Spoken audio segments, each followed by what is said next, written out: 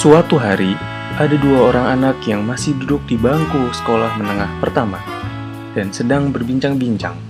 Namun tiba-tiba, Aldinda, kita nikah yuk abis lulus SMP. Mau? stop, sebelum kejadian, hal ini harus kita cegah segera. Assalamualaikum warahmatullahi wabarakatuh. Selamat datang untuk teman-teman dan para penonton yang ada di rumah. Pada kali ini kita akan berbincang atau berdiskusi santai mengenai tentang sebuah isu atau kasus yang terkini dan terupdate pada kali ini. Dengan topik yaitu pernikahan dini. Tentunya saya akan memperkenalkan diri dulu. Saya atas nama Ryan Yesadi sebagai host yang akan memandu diskusi pada kali ini. Dan tentunya telah datang tokoh-tokoh yang handal dan sangat berpengaruh di negara kita ini, yaitu pertama dari Bapak RT Desa Dasantapen, Bapak Muhammad Farel Ananta. Yang kedua yaitu dari Bapak Komisi Perlindungan Anak Indonesia, yaitu Muhammad Jumandarsah. Yang ketiga yaitu dari Ibu psikolog dari Rumah Sakit Mataram, yaitu Ibu Maila Perda. Dan yang terakhir yaitu dari tokoh agama nih, yang telah kita datangkan dari Makkah, yaitu Al-Ustadz Haji Muhammad Al-Ghifari. Gimana kabarnya Ustadz? Alhamdulillah baik. Berbicara tentang pernikahan dini di negara kita tentu sangatlah banyak ya.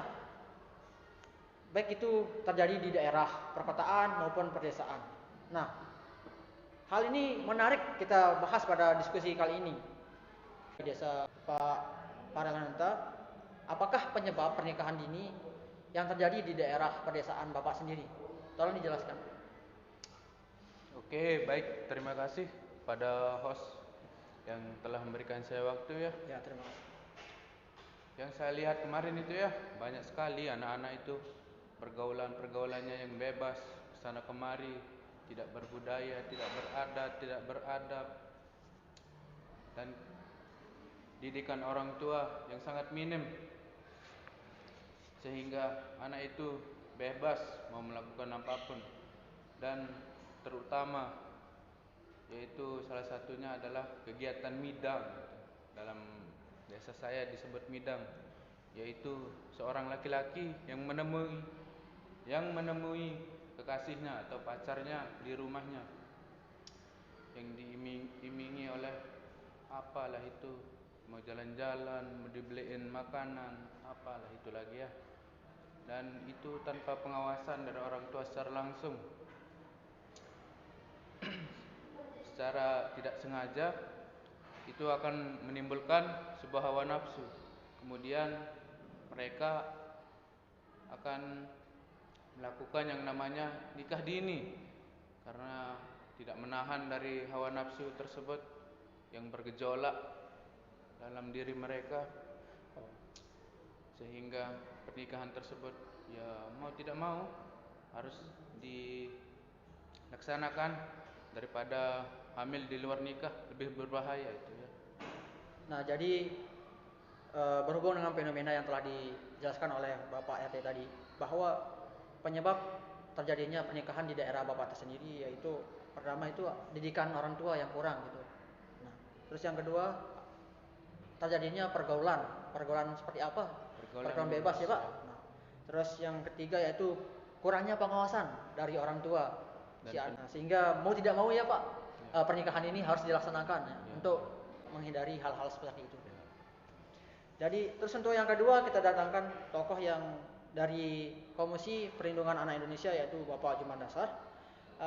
Apa tanggapan Bapak nih mengenai tentang kasus pernikahan dini yang ada di negara kita?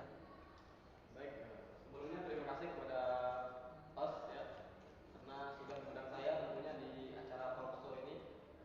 Semoga ini bisa bermanfaat bagi anak-anak muda tentunya. Baik, jadi tanggapan kami dari KPAI sendiri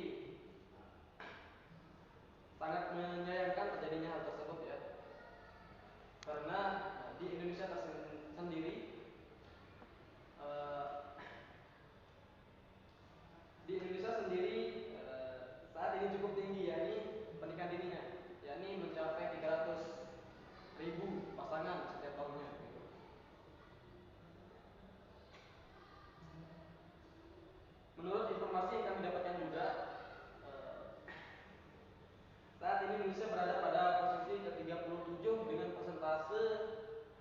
pernikahan dini di dunia, gitu. Dan urutan kedua di Asia Tenggara.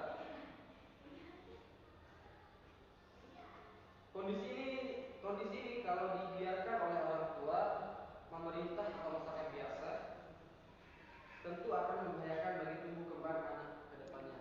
Seperti itu. Kami memandang bahwa perkawinan anak harus menjadi perhatian semua pihak, mengingat dampak negatif yang ditimbulkan oleh pernikahan tersebut. Jadi perkembangan pernikahan dini di Indonesia ini cukup signifikan kenaikannya, di mana di urutan dunia bahwa pernikahan dini di Indonesia kita ini berurut 37 di dunia, nomornya 37 di dunia. Terus di tingkat Asia nomor 2 ya di Asia. Mungkin tidak salah setelah Kamboja ya.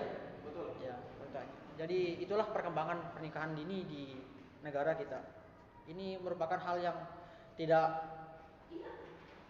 baik bagi negara kita. Jadi lakukanlah tindakan yang sekiranya mengurangi pernikahan dini. Yang telah kita dengarkan tadi dari penjabat desa dan dari Bapak KPAI.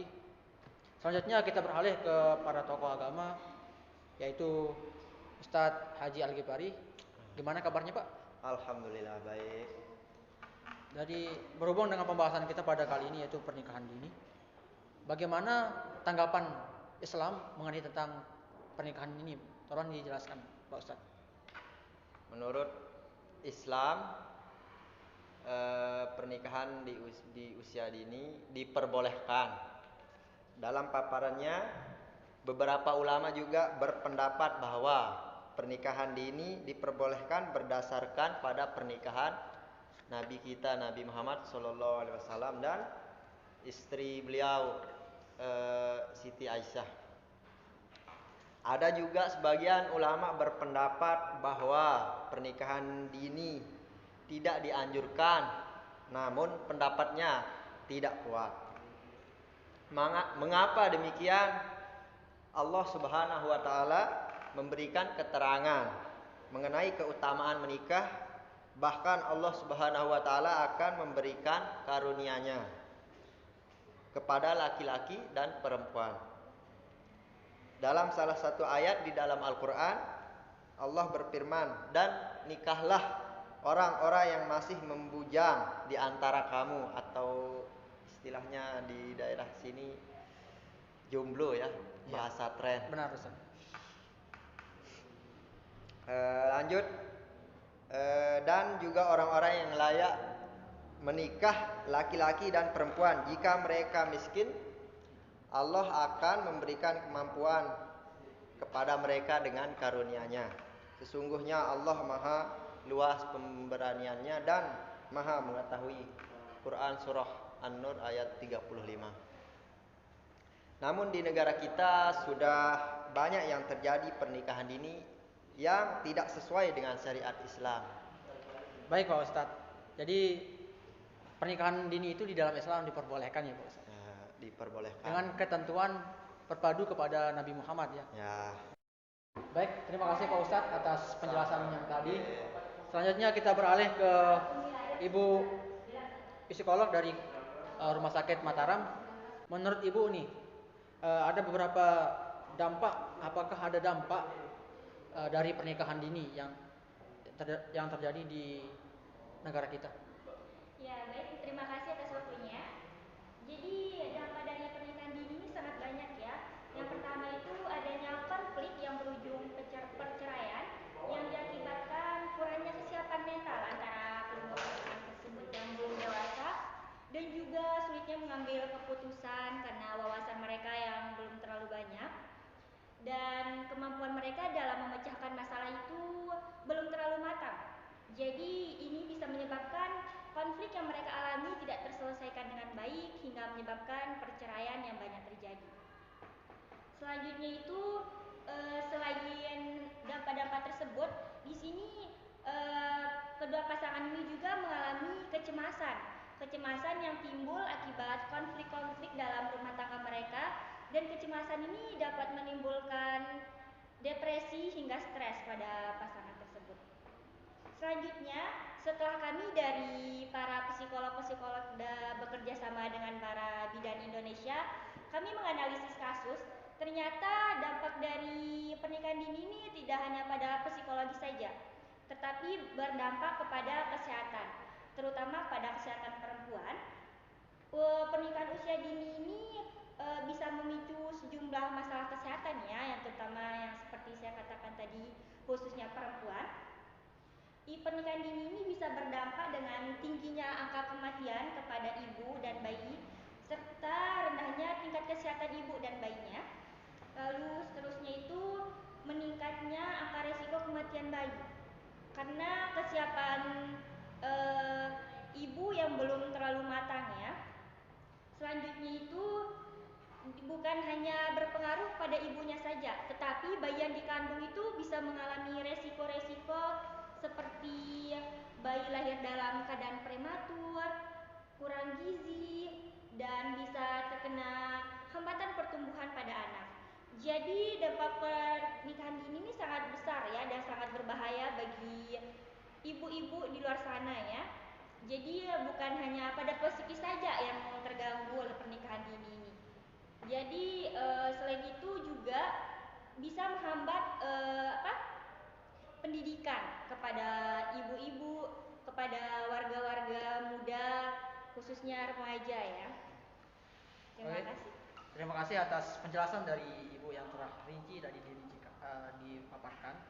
Dan saya menangkap beberapa hal yang harus kita ulang kembali. Yang pertama itu dampak yang ditimbulkan dari pernikahan dini itu ada berbagai macam konflik ya.